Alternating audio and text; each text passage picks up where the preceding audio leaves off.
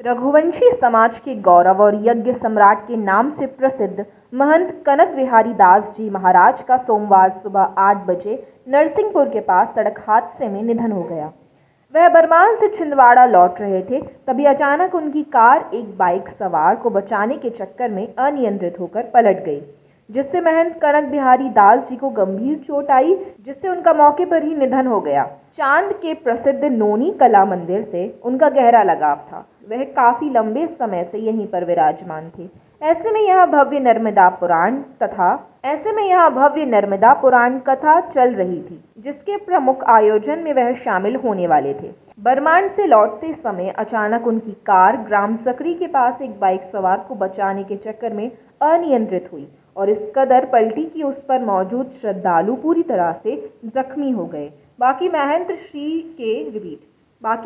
श्री के साथ एक अन्य श्रद्धालु की भी मौत हो गई। कनक बिहारी दास जी महाराज के निधन की खबर लगते ही रघुवंशी समाज में शोक की लहर दौड़ पड़ी।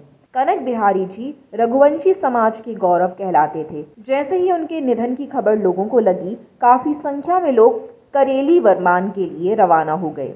फिलहाल करेली अस्पताल में पोस्टमार्टम की तैयारी की जा रही है। भगवान श्री राम की भक्ति में लीन रहने वाले महंत कनक बिहारी दास जी महाराज साल 2024 में फरवरी महीने में श्री राम महायज्ञ निकाला में कराने जा रहे थे, जिसकी तैयारियों को लेकर ही वह नरसिंहपुर गए हुए थे।